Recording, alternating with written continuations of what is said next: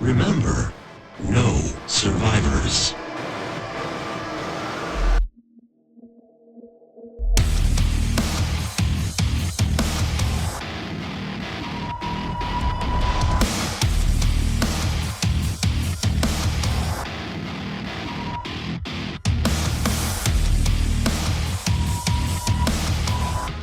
The World of Doom's multiplayer has been completely overhauled in the 6.66 update that launched a few days ago.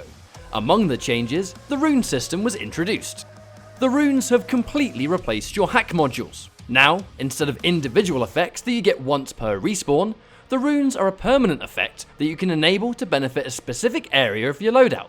Your rune is selected after choosing your demon of choice and is an extra layer of your game plan.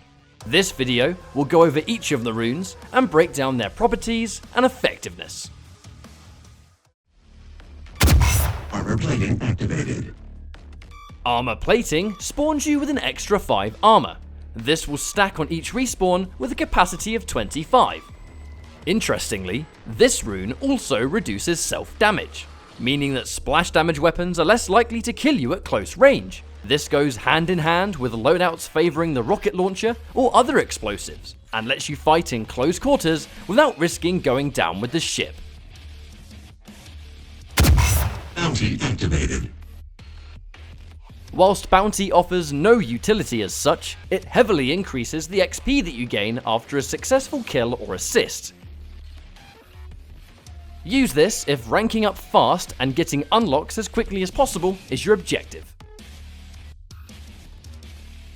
Twin tracker activated.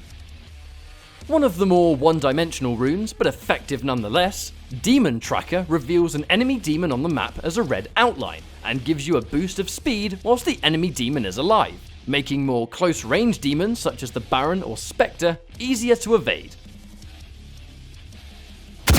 Evasion activated. Evasion activates when your total health and armor value equals 75 or lower.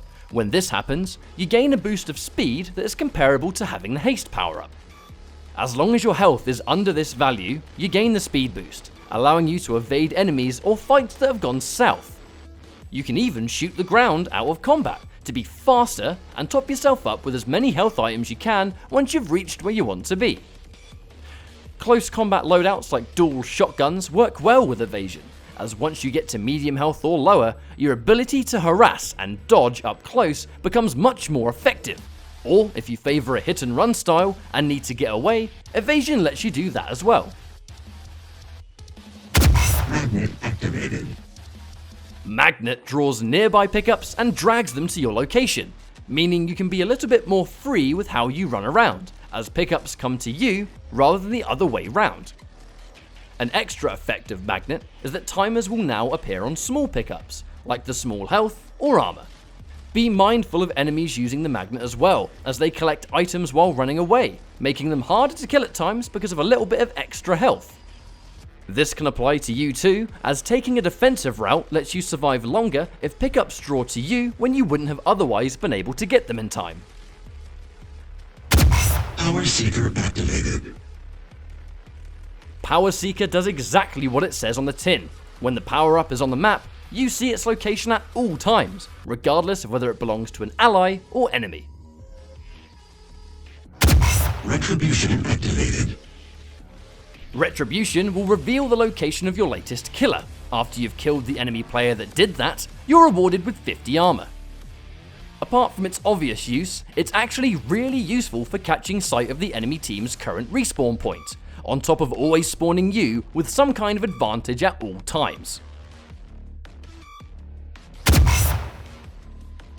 Scout will reveal the enemy equipment on the map.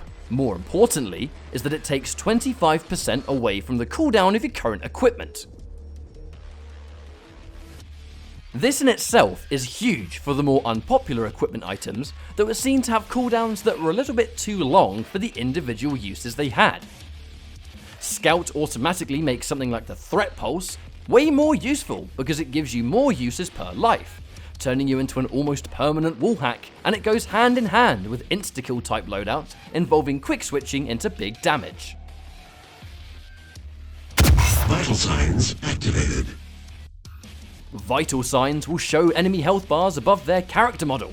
This is great for calculating which enemy is more important to take out first when facing multiple opponents, and helps you decide when is a good time to switch to your secondary weapon to finish off a weakened opponent. Vital signs also shows the health bars of teammates. Blood trail activated. And finally, Blood Trail will reveal the enemy player that you've just dealt damage to for a short time. This procs as many times as you land a hit, proving extremely useful when using a ranged weapon that doesn't bag a one-hit kill. An added effect once again is that enemies are all highlighted on your screen for a short time after you've respawned. This in itself is a very useful attribute, as it's super easy to determine your next course of action after respawning. And there you have it, 10 crucial changes that you can give to your equipment at any given time during games. Each transforms your game plan and gives you a hefty amount of creative freedom. Get experimenting and find the combination that works best for you. Thank you for watching, and I'll see you next time.